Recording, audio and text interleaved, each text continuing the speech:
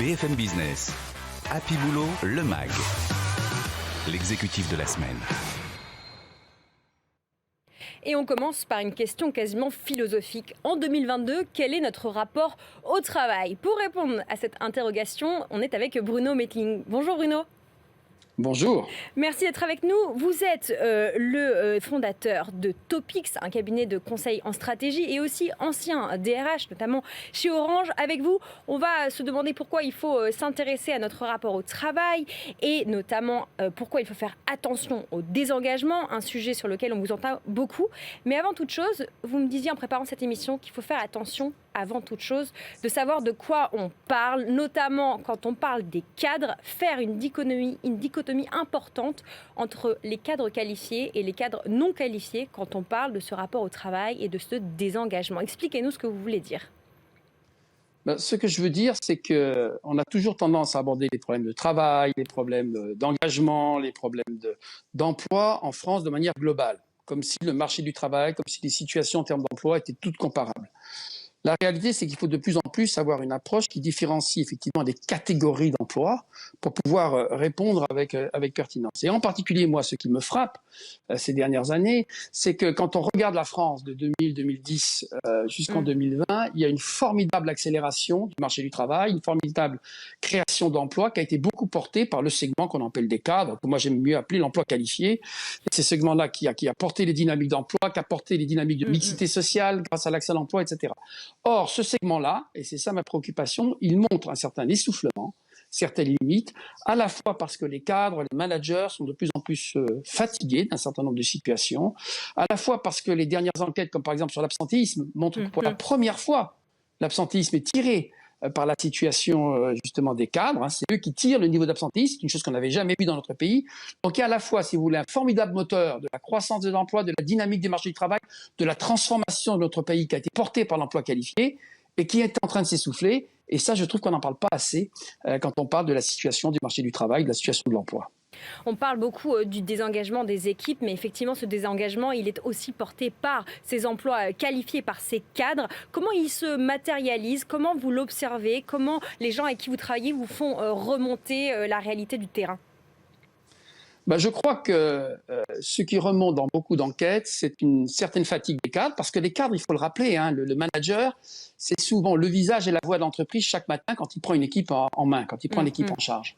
Et donc, ce cadre est celui qui porte toutes les tensions de l'entreprise. Donc, dans les périodes de crise, où il faut par exemple basculer du jour au lendemain des milliers de collaborateurs en situation de télétravail, quand l'entreprise, parce que ça redémarre, met, j'allais dire, une pression importante sur les résultats, c'est au cadre auquel s'adresse. Donc, ces gens-là vivent toutes les tensions d'entreprise et donc, au bout d'un moment, ils expriment par rapport à un certain nombre de conditions de travail, par rapport à un équilibre vie privée, vie pro, par rapport à des situations aussi de prélèvements sociaux qui se concentrent beaucoup sur cette catégorie de cadres qui ne bénéficient pas de d'un certain nombre de mécanismes de solidarité. Eh bien, c'est vrai qu'aujourd'hui, ils expriment un certain sentiment de lassitude qui se manifeste, encore une fois, je citais le petit absentéisme, il y en a d'autres par un certain désengagement. Par exemple, on n'a jamais vu autant de jeunes à qui on propose de devenir manager, de devenir cadre et qui refusent. Ça, c'est un élément totalement nouveau pour ma génération. Devenir cadre, devenir manager, quand on était dans une équipe, c'était le Graal. C'était un objectif absolument central. Là, quand tu vois le poids des responsabilités, la pression qu'il y a, la tension qu'il y a autour de ce métier, les relations avec les équipes, un certain individualisme aussi qui gagne le collectif de travail, quand il voit tous ces éléments-là, quand il voit qu'il croule sur les reporting, les contrôles et les tâches qu'on lui confie administratives et qu'il n'a pas beaucoup de temps pour s'occuper des équipes, il dit non à cette promotion à la situation de cadre, ce qui est assez incroyable, encore une fois, pour tous les observateurs du marché du travail. Donc voilà, c'est un point sur lequel il me semble important d'insister par rapport aux auditeurs. Attention entreprise, chef d'entreprise, DRH, soyez vraiment attentifs à la situation des cadres, et notamment des cadres de proximité. Ils ont porté toute cette période de crise, de tension de manière très forte, et ils expriment de plus en plus une certaine lassitude. Il faut aussi s'occuper d'eux.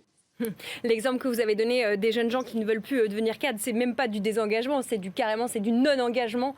C'est même une nouvelle forme d'attitude qu'on observe. Un mot pour peut-être finir cet entretien d'introduction avec vous, Bruno. On est dans plein contexte de la réforme des retraites. Justement, quelle est la perception, quel est notre rapport à la retraite? Est-ce que vous observez que les choses ont changé depuis l'époque où vous étiez DRH? Est-ce qu'il y a peut-être un rapport différent à la retraite retraite entre les cadres et les non-cadres?